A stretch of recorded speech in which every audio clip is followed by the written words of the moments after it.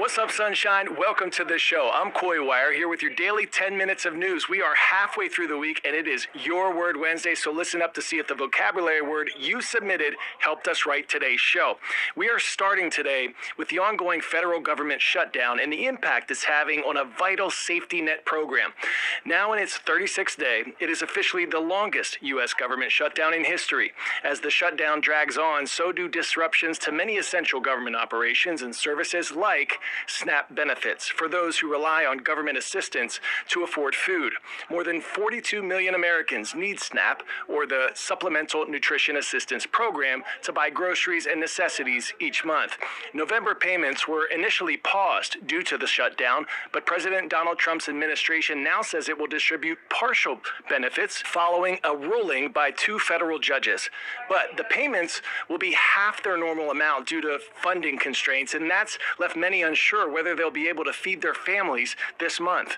The prolonged lapse in government funding has continued to stress food banks, charities, and nonprofits set up to assist Americans in need, with federal workers going without pay also turning to those sources for aid.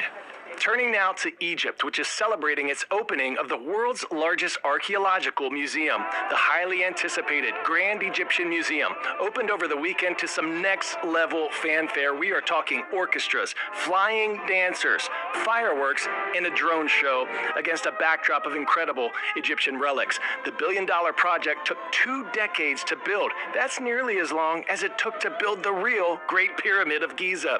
We had a pyramid, the pyramids. Our Salma Abdelaziz has more. Visitors will be welcomed by the more than 3,000-year-old statue of Ramses II, but that's just one of the highlights.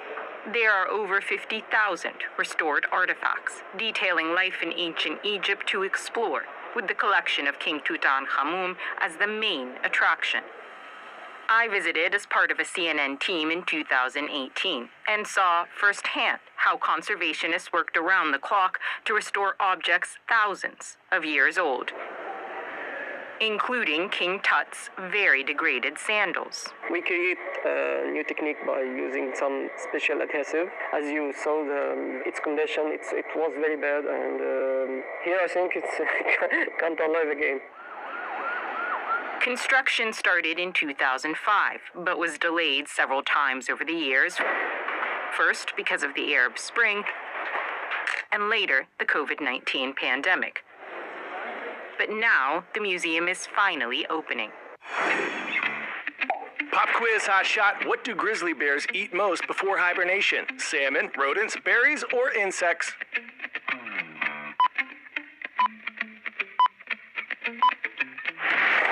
This is a twofer. Grizzly bears chow down on berries and salmon before hyperphagia, an abnormally great desire for food, or for bears, the process of accumulating fat reserves when they eat for up to 22 hours of the day.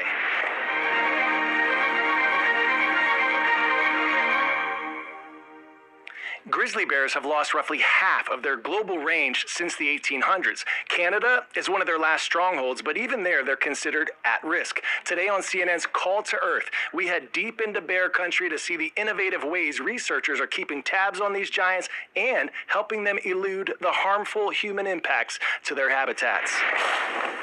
Bruce McClellan is used to bushwhacking his way through the thick forests of British Columbia. But I think this is a really good route. I think I've got a good route this time. Yes, look at that.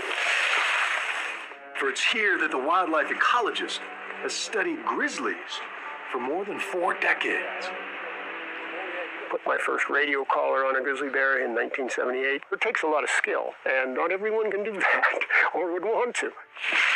But today, he's not on a mission to track down bears. Instead, he's looking for what they've left behind. It's quite remarkable what you can get out of a root of a hare. A hare trap is a way we catch hare. We attract bears to a site with bait, and then we string a strand of barbed wire around it. Inside this gas can is very well-aged cow's blood. It's quite smelly. They'll crawl under or over the wire, hopefully leave a hair or two. 30 years ago, McClellan and his team invented this non-invasive hair trap method to collect DNA samples from grizzly bears. From that hair, we can tell the individual, its gender, its species, who's its mother if is, who's its father is, roughly where it was born. You can learn broad categories of its diet. So we have learned an awful lot about how many bears there are. We know about trends, which tells us which way the population's going over time. After crossing a lake and blazing a trail through dense woods, So the hare trap is further along here. Bruce has arrived at his first hare trap site. I don't think anything's been here. Usually when you get here and a bear's been here, it's knocked the bait pile all apart and, you know, smack things around, but that's it. Nope, nothing came by. A 2018 province-wide report estimates that approximately 15,000 grizzly bears roam the forests and coastlines of British Columbia. While their overall numbers have remained stable here since the 90s, they still face threats like habitat loss due to human development, which has fractured the population. We have a large population. Actually, most of the world's grizzly bears are just north of here, but there's a big fracture that grizzly bears have not been crossing for a long time. We're not looking at bear numbers anymore. We're looking more at their genes and finding out where they were born. Upon arrival, the second site looks a bit more promising. So I go along each barb with the paper because you can see much better against paper than not. Looking for, aha, bear hair. I'm pretty darn sure we have enough of a sample. Even in the age of AI, this decades-old tool remains vital for tracking grizzlies and works hand in hand with newer technology to uncover more about their lives. We use, game cameras and hare traps at the same time to be even more effective. Those are all linked in a geographic information system, which enables us to predict where we'll find bears more. As grizzly bears have expanded their distribution, and humans have expanded their distribution, and there's a lot more overlap now. This work is important because many, many people want to live in this world and not have a huge impact on the bears.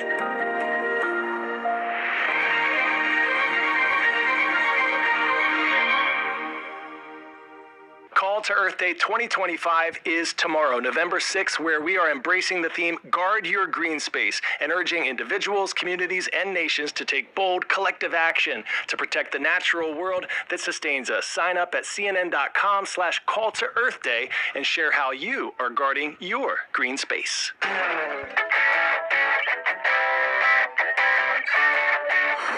Today's story getting a 10 out of 10.